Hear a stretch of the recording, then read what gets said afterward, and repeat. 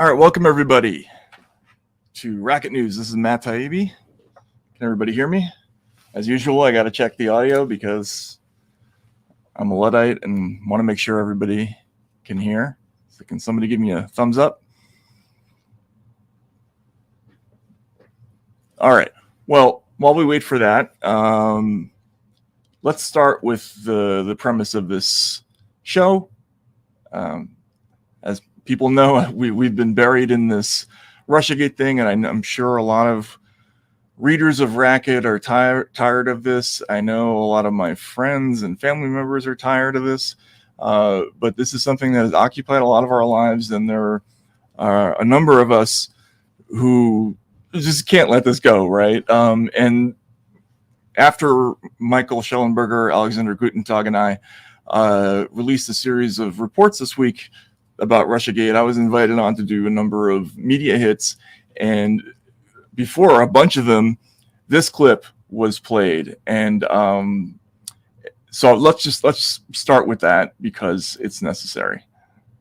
I wish you would interview Joe Biden like you interview me. It would be so good. You know what? You like this, I thought. I thought you I don't liked mind it. I don't mind it. But when I watch him walk out of a store and he's walking with an ice cream, and the question the media asks him, what kind of ice cream, what flavor ice cream do you have?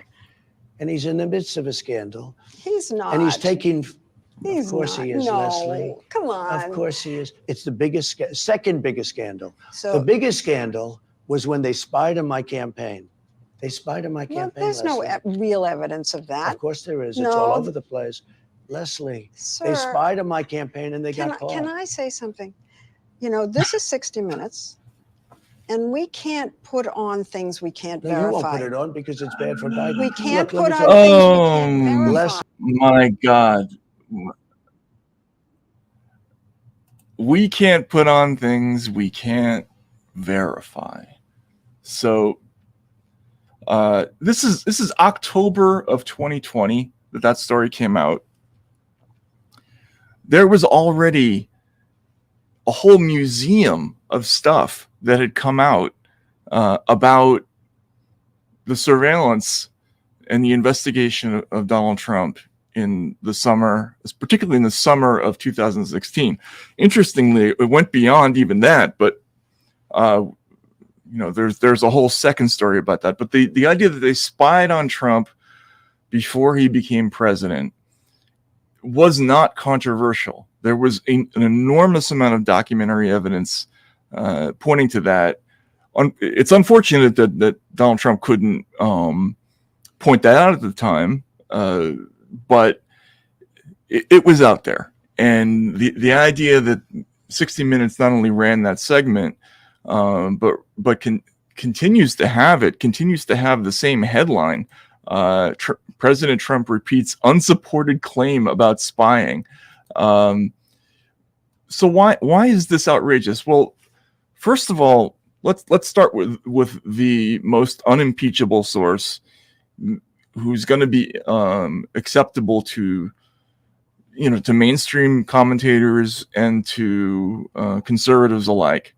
And this is an important place to start because this was a huge research project, and it was the review of the 4 FISA applications by Michael Horowitz, who was an appointee of Barack Obama, who was asked to look into the question of whether or not there had been an abuse of the FISA process. If we remember correctly, to go back and again, this story is very weedsy, and it got complicated really fast. But the idea was, Donald Trump was accused of coordination, collusion with Russia. There was an enormous investigation by the special counsel's office, by special counsel Robert Mueller. That was an outgrowth of an FBI investigation called Crossfire Hurricane. Crossfire Hurricane would have died well before the special counsel's investigation were it not for the continued surveillance of somebody nobody had ever heard of before this scandal, Carter Page. And Carter Page was the subject of something in Foreign Intelligence Surveillance Court, electronic monitoring of his email communications. There's something called the 2-hop rule, which means that everybody who was trying to contact Carter Page and everybody who was trying to contact those people could be surveilled as well. But let's just start with Carter Page. He was placed under surveillance. There was an allegation by the California Congressman Devin Nunes that this was done illegally. This was laughed at. It was poo-pooed. Nancy Pelosi said that Devin Nunes should resign for writing a deliberately dishonest report. And then a year and change later, in December of 2019, this came out. This is the report of Michael Horowitz. Michael Horowitz is not a Republican, or he's not a Republican. He's certainly not a Trump supporter, but he put out a gigantic report. And here is what it says in it. Hang on a second. Here we have the executive summary. Now, it talks about the beginning of the Crossfire Hurricane probe, which started in July 31st, 2016. Then he writes, thereafter, the Crossfire Hurricane team used more intrusive techniques, including confidential human sources, to interact and consensually record multiple conversations with Carter Page and the other aide, George Papadopoulos, both during and after the time they were working for the Trump campaign. So if anybody ever asks you for proof that there was surveillance, that there was spying in the Trump campaign, you can go to page, what is this? This is page 4 of the executive summary of the Inspector General of the Justice Department, who's not a Republican congressman. He's a long-serving official who's been around since 2012. They found that the investigation was started legally. That it wasn't a violation on that score, and that of course is what all the news organizations led with. But it wasn't like they weren't critical of this, and we found it concerning that department and FBI policy did not require the FBI to consult with any department official in advance of conducting confidential human source operations involving advisors to a major party candidate's presidential campaign, and we found no evidence that the FBI consulted with any department officials before conducting these CHS operations. So, as I mentioned in the little note in the run up to this broadcast, the term CHS, confidential human source, is mentioned in this Horowitz report 1,122 times. That's an awful lot of talk about confidential human sources and informants, and it squares with everything that we were told. But what we were told is not controversial. As I mentioned in the other live stream, the reason that it's not scary to talk about political espionage in 2016 is because all of this is documented. It's already been released. So the Horowitz report is a source for all kinds of things, and we can get into some other things later. But I just wanted to run through the basics. So let's start with this. It's not controversial that there was surveillance of the Trump campaign. There's this report which talks about Carter Page, and then we're going to get to another report in a second. This is something that, to be fair to Lesley Stahl, this is a report that was not declassified until after Trump, until the day Trump left office, basically. But it's a series of documents that describes the operational plan of the Crossfire Hurricane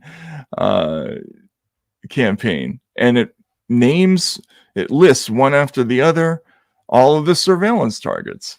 So here, if we want to say, well, it's not just Carter Page who was under surveillance, it was Crossfire Typhoon, that's George Papadopoulos. Crossfire Dragon is Page. Crossfire Fury is Paul Manafort. Crossfire Razor is Michael Flynn. There were the four main targets. They actually refer in a lot of these documents to the four main targets. There was a fifth crossfire. That was Crossfire Wind, Middle Eastern gentleman Walid Fares. He's not listed in this particular report, but he was a part of the investigation. So what's in this? Let's see, do I have the right one? Hang on. Sorry, folks, if I don't.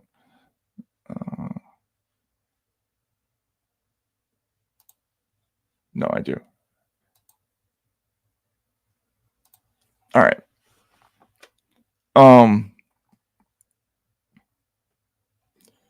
So it talks about what the goals are of this entire investigation, and it's not just a review of what the sources said. Most of this is recounting the incidents involving confidential human source number 2, and that's Stefan Halper, who's the Cambridge University professor. But here we go. Here, look at this. The following operational plan is being proposed in furtherance of the Crossfire Dragon and Crossfire Hurricane investigative efforts. So Crossfire Dragon is Page, Crossfire Hurricane is Trump. Here it talks about how Page met in New York with one of the confidential human sources. Now here's a key passage. All right.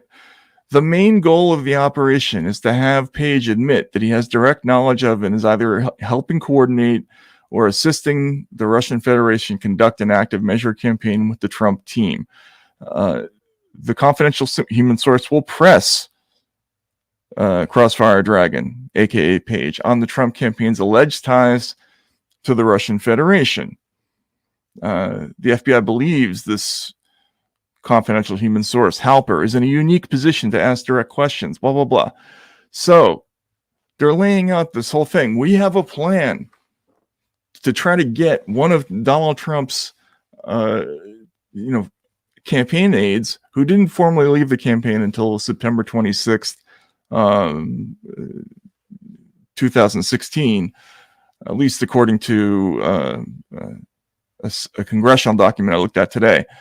Then they lay out the scenarios. I already talked about this in the last live stream, but they talk about how, if he doesn't admit it, if he doesn't confess, we'll move on to a second target of the investigation. They did not do that. They kept conducting surveillance on this one figure, Crossfire Dragon. Why does that matter? Because again, if you show the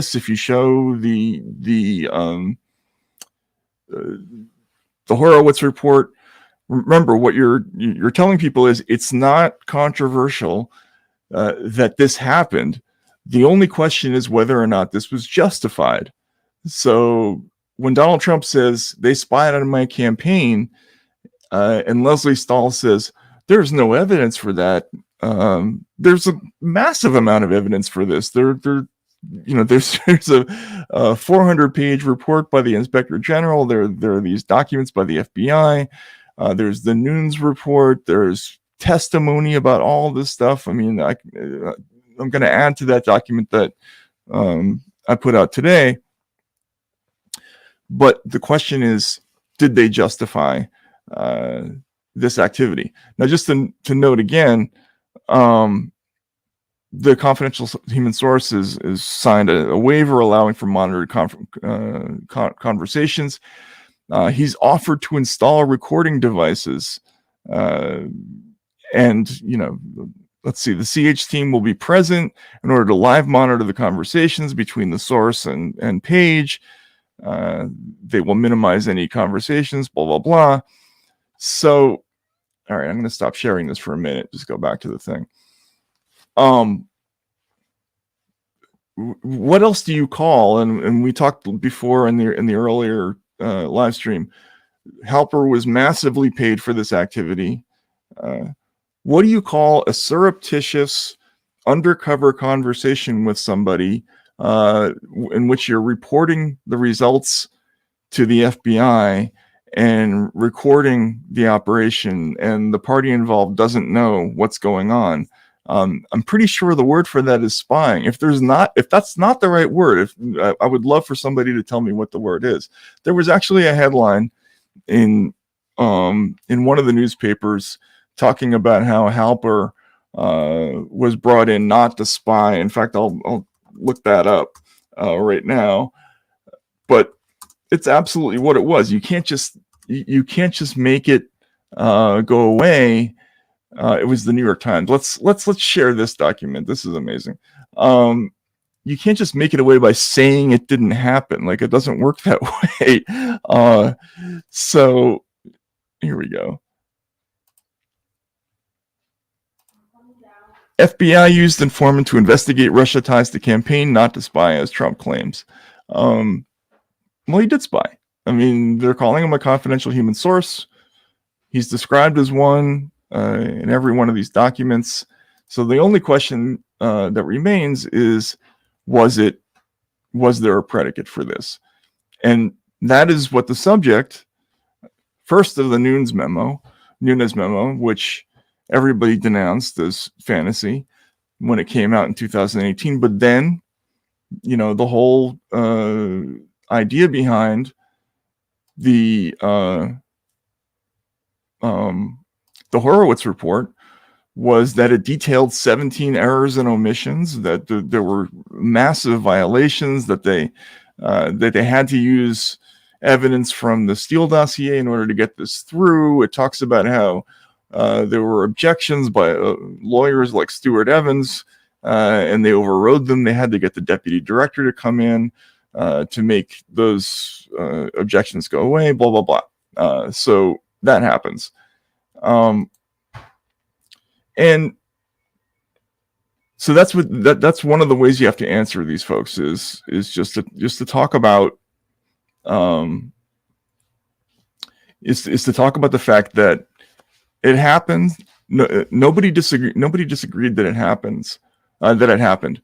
The issue is whether or not it was justified, and the question of whether or not it was justified has been adjudicated. It's been looked at by an inspector general. The Carter Page was never indicted, even though there was a news story that called him an agent of a foreign power. They never got anything on him. They never had anything like real predication on Carter Page. So, all right, I'm gonna move on to the next thing, which I also put in the document.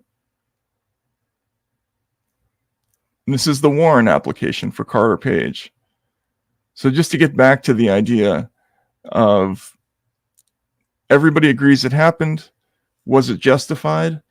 Well, one of the things the FBI argued about was, do we have to tell the secret surveillance court that our prime and really only evidence comes from paid opposition research that will later turn out to be completely invented? Do we have to inform them that, that's where this came from? And they went back and forth about that, and they finally put in this footnote. And this is the page FISA. You can find the page FISA anywhere. I put the link to it here. But if you look at it, it says, the identified U.S. person hired source number one to conduct this research. Source number one is Christopher Stahl. The identified U.S. person never advised source number one as to the motivation behind the research into candidate number one's ties to Russia. The FBI speculates that the identified U.S. person was likely looking for information that could be used to discredit candidate one's campaign. And it talked about a U.S.-based law firm had hired the identified U.S. person to conduct research regarding candidate one's ties to Russia. They thought that was sufficient. And so I ask you, audience,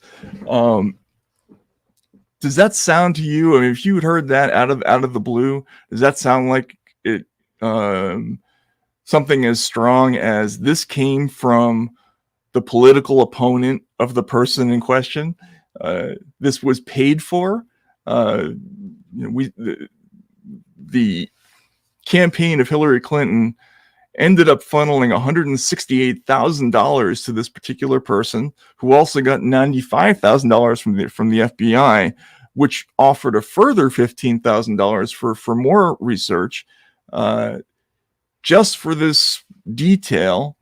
And the detail was about how the Trump campaign was coordinating and sort of to illegally impact the 2016 election.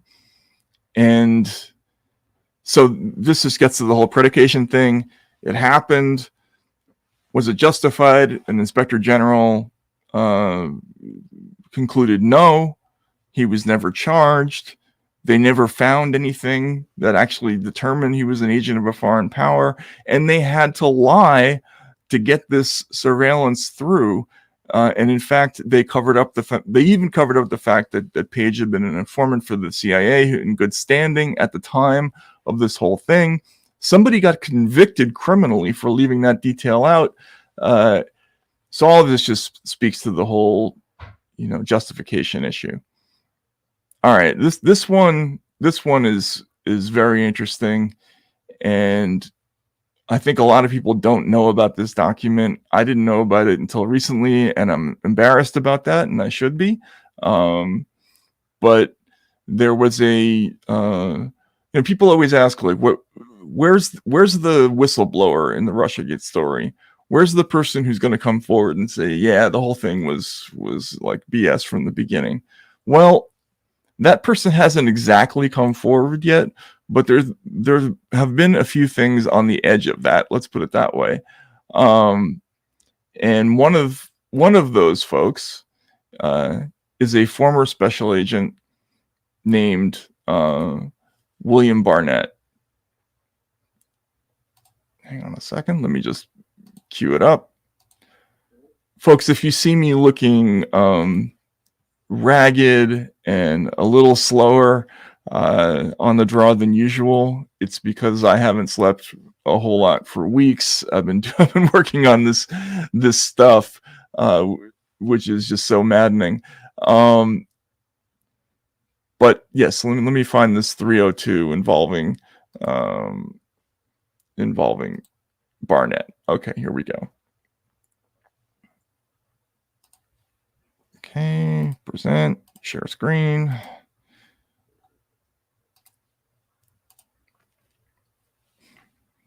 Interview with William Barnett. Now, there's so many things that are interesting about this, and again, to be fair, this came out. It was in the public record in September of 2020. So, 60 Minutes only had a month of lead time to look at this. But it talks extensively about the whole investigation, and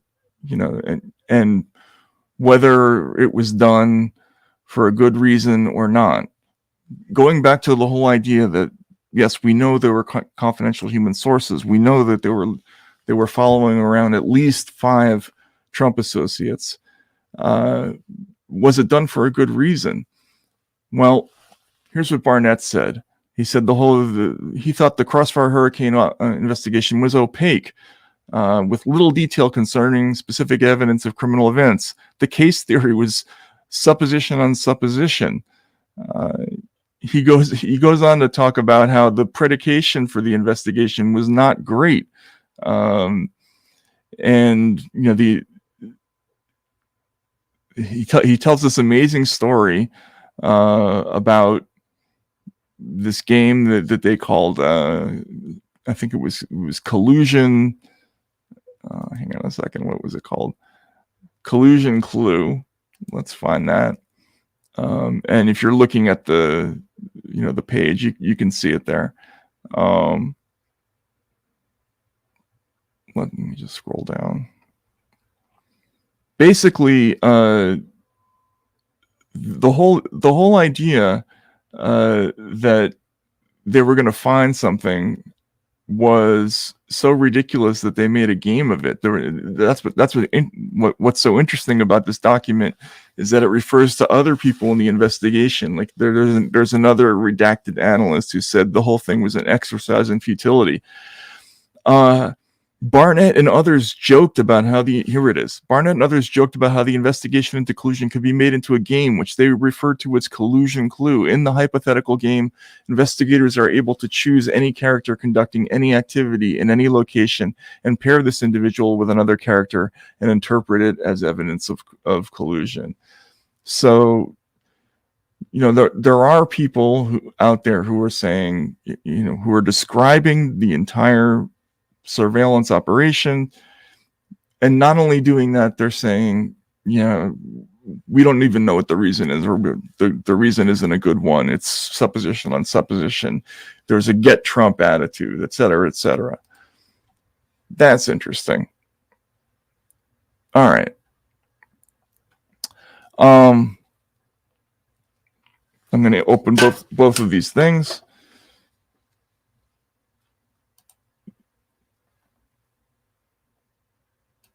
This is the interview. It's the notes from an interview with Mary McCord, who was the acting national security director of the Justice Department at the time. McCord is one of these figures who, a lot of people have kind of become famous in conservative circles because of this scandal, and Andy McCabe, Peter Strzok, Lisa Page, the two lovers who were texting each other and sending each other messages. But McCord is a figure who's been central in a lot of these things. She had to essentially approve the Page FISA, and this particular interview talks about the decision to have the FBI interview Michael Flynn, who of course is one of the 5 people who was spied on, right? Like you can say it was justified if you want to argue that, but he was definitely surveilled. He was placed under surveillance. The whole thing was famously started, this Russiagate story, when signals intelligence that was captured between Flynn and the Russian ambassador Sergei Kiselak leaked into the Washington Post. So he was under surveillance. You can't say that he wasn't. There were multiple confidential human sources who were going after him. But the question is, what was the reason? And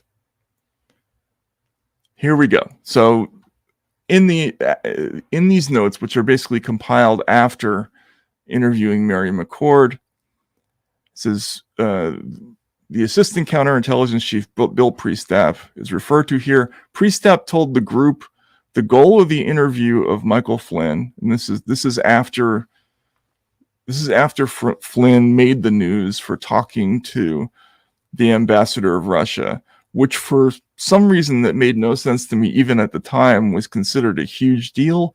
The phone call was basically, saying if you're thinking about doing something drastic or whatever it is, like, wait, we're coming into office, we intend to have good relations, blah, blah, blah. There was nothing criminal about the call. It was just they were interrogating him about the call. So Priestap told the group the goal of the interview, this is the interview after this call, was to determine whether or not Flynn was in a clandestine relationship with the Russians. The FBI did not want to insinuate the existence of a criminal investigation to Flynn. To that end, they did not give a Title 18 USC 1001 warning. So essentially, it's sort of like Mirandizing him, right? Like they didn't warn him that he was under investigation, but he was under investigation, and we're going to get to this with Trump too.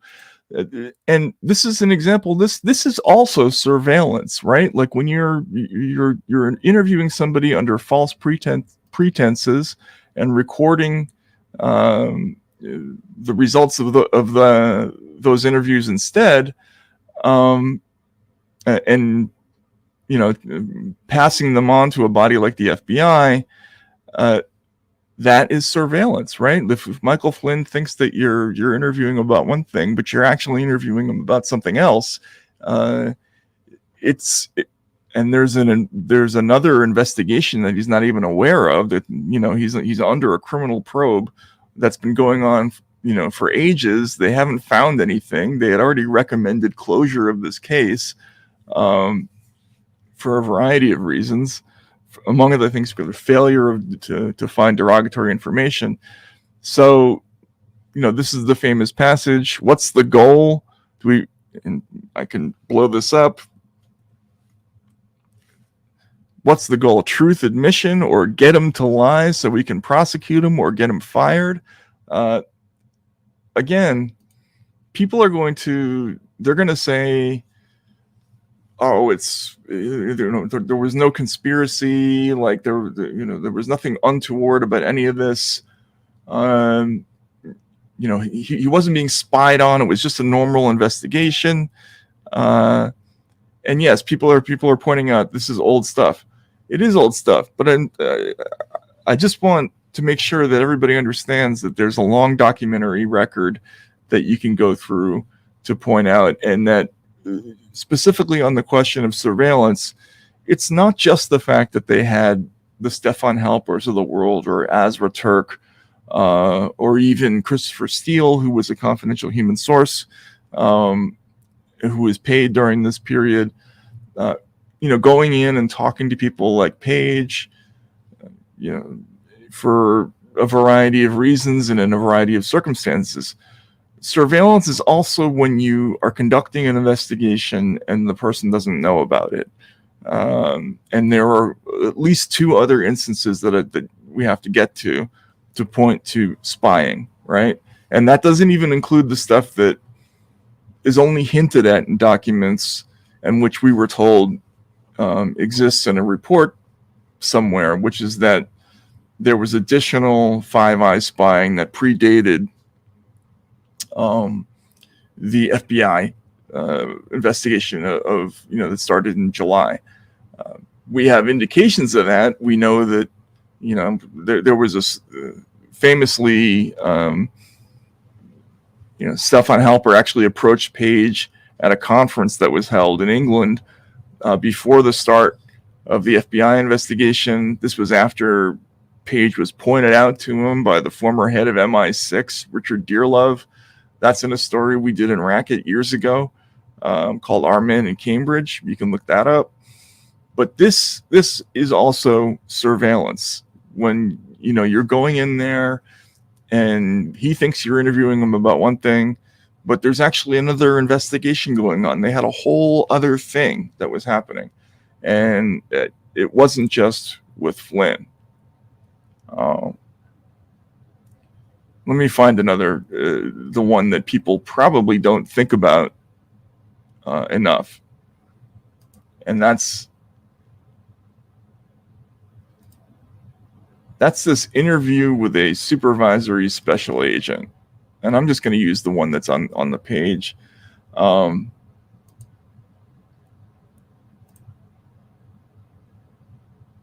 on a second. Wow.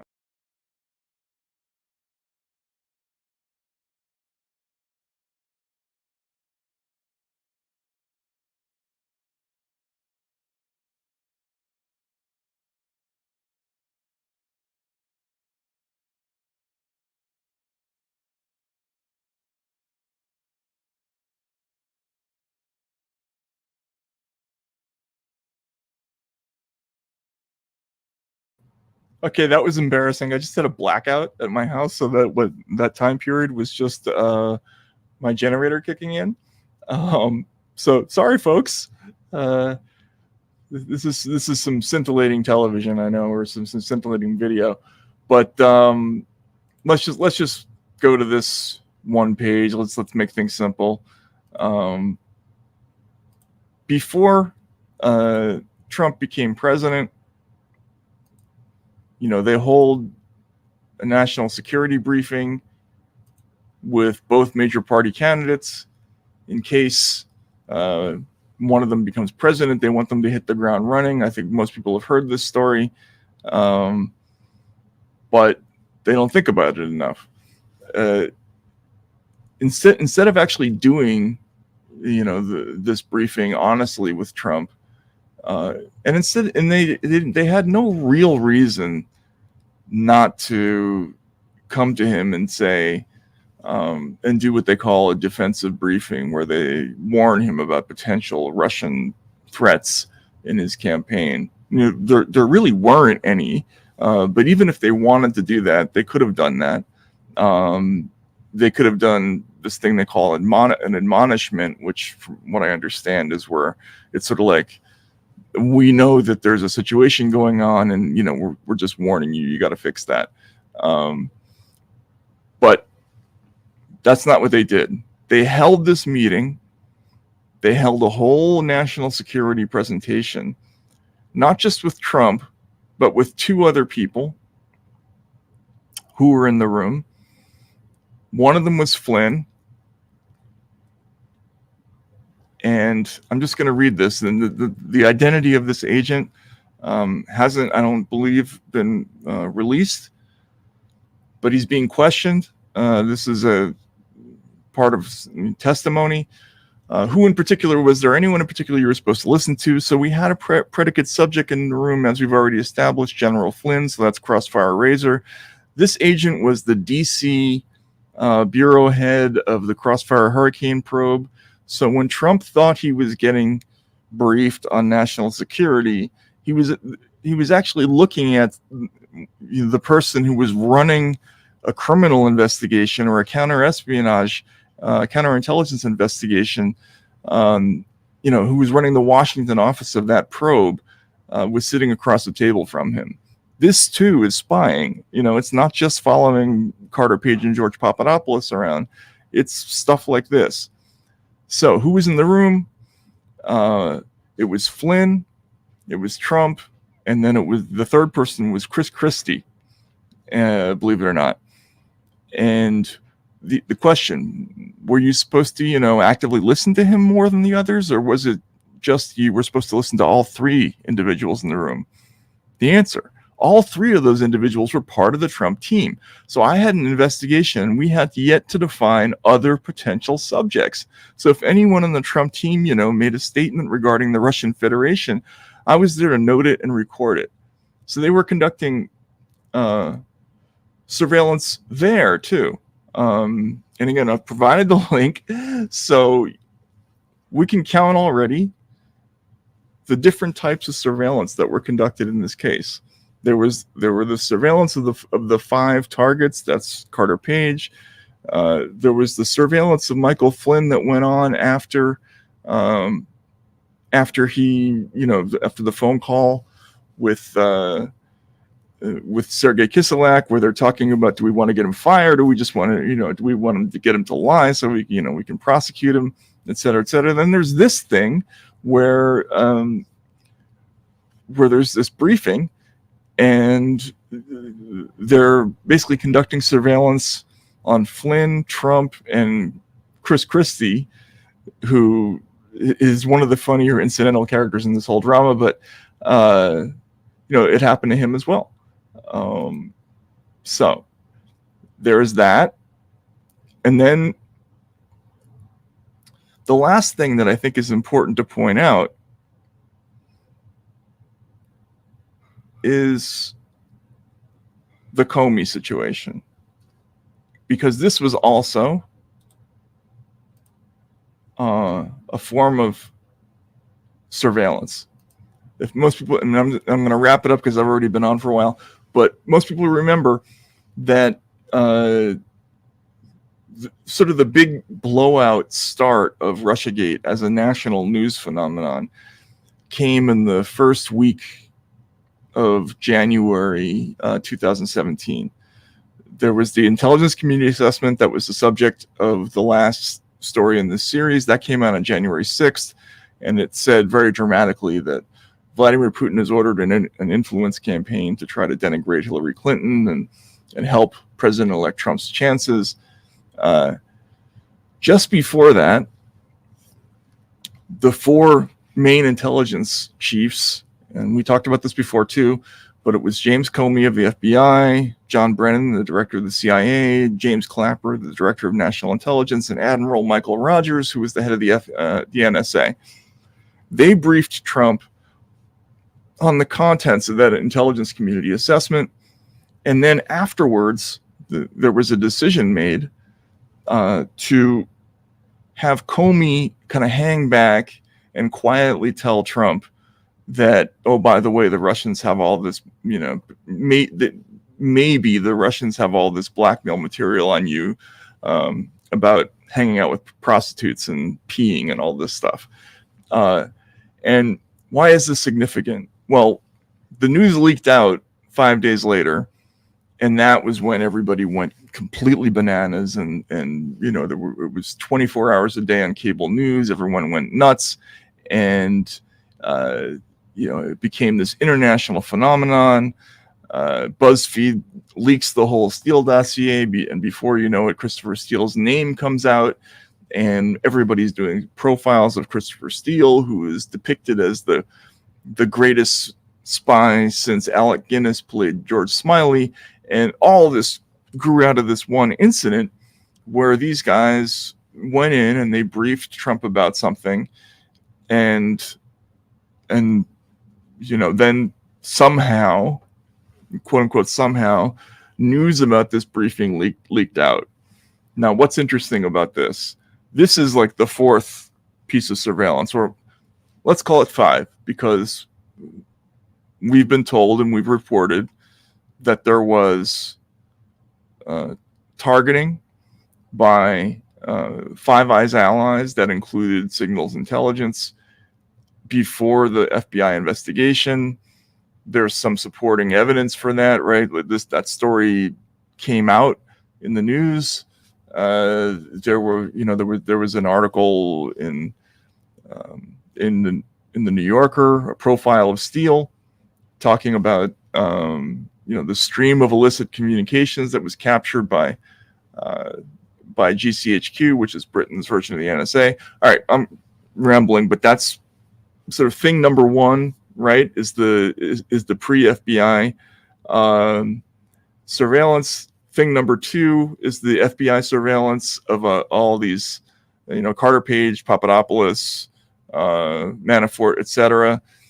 Thing three is this surreptitious interview that took place instead of a defensive briefing. Thing four is the interview of Flynn after they had already recommended the closure of his case, in which they were basically setting him up. Are we trying to get him to lie? And the fifth thing is James Comey himself essentially acting as an agent and conducting an interview of Donald Trump, and he admits this later, right? He kept memos. He was later rebuked by an inspector general for keeping those memos because they decided that those were classified communications. Just to recount a couple of instances here, Comey is saying that Trump asked me if this was a private conversation. I replied that it was. So he lies to him. Then he said, do you have a FISA order on Mike Flynn? And I paused and I said that I would answer here, but this illustrated the kind of question that had to be asked and answered through established channels. Okay. Then he said, I reminded him that I had told him we weren't investigating him and that I had told the congressional leadership, the same thing. Now, in his book, He talked about how there was justification for this. He said, this was literally true. We did not have a counterintelligence file case open on him. We really didn't care if he had coordinated with hookers in Moscow, so long as the Russians weren't trying to coerce him in some way. The FBI's general counsel argued powerfully that such an assurance, though true, could be misleadingly narrow. The president-elect's other conduct was or surely would be within the scope of investigation, looking at whether his campaign had coordinated with Russia. So there was later a judgment in the Inspector General report about Comey, that what he was doing was investigative in nature, right? And so that makes up, your number 4. Actually, it's number 5. It's the 5th thing that constitutes, a kind of spying, is when he was spied on by his own FBI director, and all of this stuff is critical to understanding kind of the scope of the things that went on. I'm sure we're going to find out that there was more along those lines. I've written about some of the things that went on in other places involving other confirmed confidential human sources. FBI informants who went after other figures, let's say in Florida, right? You can find this in the Mueller report.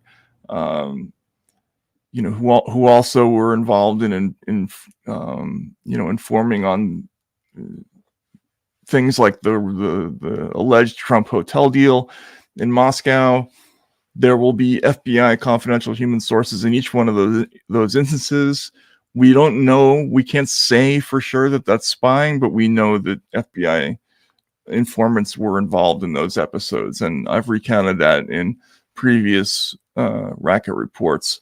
But we have at least, these 4 to 5 confirmed, absolutely irrefutable episodes of spying, and all the only argument is over whether this was justified or not. And when you get to the point with the other person that you're talking to of saying, well, what's the justification for this?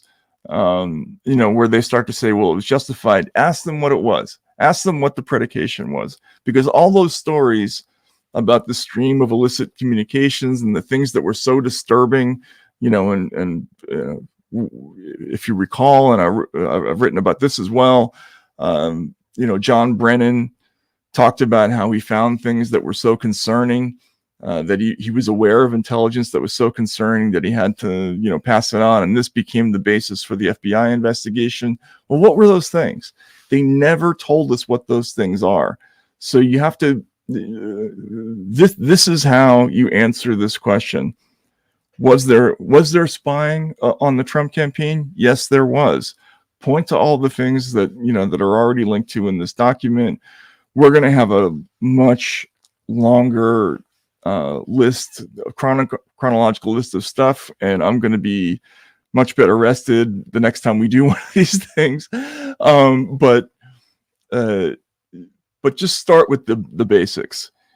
It's already come out in an Inspector General report. You can see the FBI's own memoranda, operational plan about the use of informants, about using listening devices.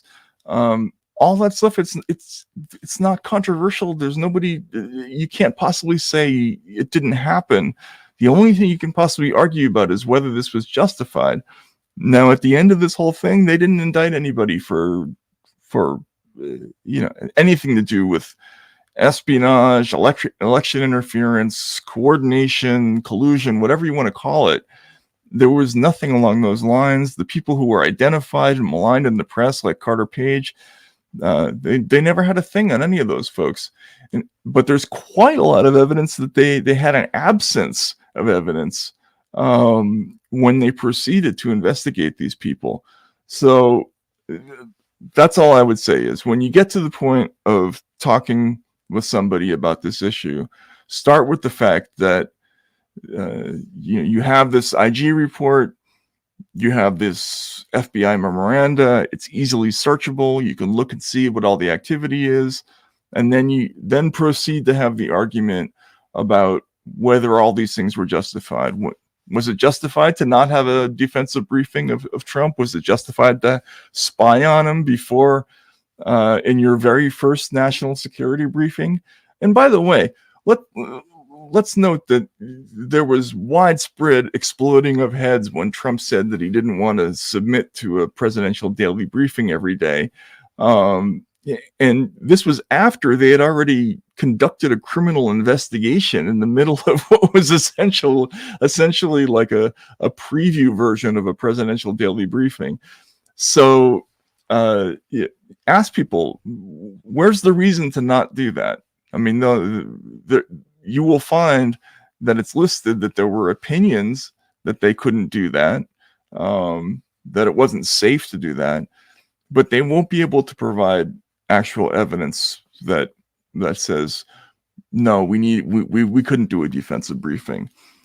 As for the Flynn thing, again, they were trying to determine if he had a clandestine relationship with Russia. They had nothing pointing to the fact that he had a clandestine relationship with Russia.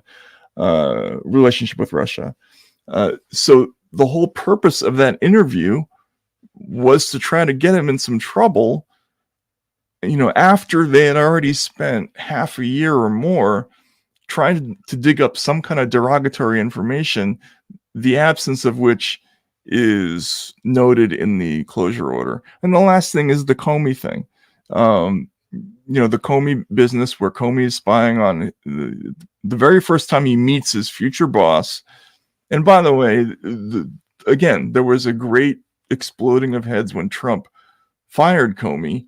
The minute I found out that Comey had lied to me about the existence of a criminal investigation, I would have fired him. But I would have fired him before that. I mean, the moment that this, after promising that he was going to keep this meeting closely held and wasn't going to give the news agencies a hook to publish, and then it comes out like 10 seconds later, I would have hauled all those people in and said, you're all fired, take a hike. And again, I say this as a person who didn't vote for Donald Trump, but who could have somebody who was spying on me and lying to me in their first meeting? How can you justify that person serving as my highest ranking law enforcement officer? The only thing I'll add, by the way, is that in addition to that, you had Gina. He eventually brought Gina Haspel in to be his CIA director, and she blocked the passage, the release of a lot of these documents. She also famously showed pictures of dead ducks that were supposedly killed by the poisoning incident in England involving Sergei Skripal. But there were no dead ducks. The pictures were fake. This had to be admitted in one of the weirder New York Times corrections of all time. How can you have a CIA director who tries to get you to do something policy-wise by showing you a phony picture, and keep that person? For as much as people dislike Donald Trump, and there are other reasons why they do, that are, at times understandable, it's the stuff that, like, him firing James Comey after things like this, where the failure of the public to go back and say, well, of course he fired him. Comey was spying on him and lying to him in the first minutes of their meeting. It makes perfect sense. So anyway, in response to that ridiculous thing that's still uncorrected, I would ask Lesley Stahl to say, how can you possibly say that there is no proof that his campaign was spied on? Were you not aware at the time of the Horowitz report? What's the explanation for that? And why isn't 60 Minutes, changing its headline and sheepishly saying, even 60 Minutes gets stuff wrong? Is it so hard to do? Why couldn't they do that? Anyway, I should probably get some sleep because it's been a long week, but I want to thank everybody for hanging in with me and for reading all of this stuff. I know this isn't the favorite subject of everybody who subscribes to Racket, but it's just one of these things about reporting. Sometimes when you get a story, there's no other thing to do than to spend a lot of time on it. You have to. You can't publish something like the thing we published this week without spending 2.5, 3 weeks calling all the people who need to be called and talking to the experts you need to talk to so that you understand what you're writing about. And that results sometimes in there being less other types of content. And I've made a command decision that with the site that given that there isn't a ton of investigative reporting out there that's being encouraged, that I can't not do these things. So I ask for your patience and indulgence sometimes when these things come up. And I thank everybody who's hanging around and still subscribing to the site. Your support is really appreciated. And I'm going to do something now that I never do, which is ask you to subscribe. In all the years that I've done Racket and been on Substack, I've never come out and said, I really need a show of support. But now with projects like this, and things have become more difficult online lately in terms of distribution.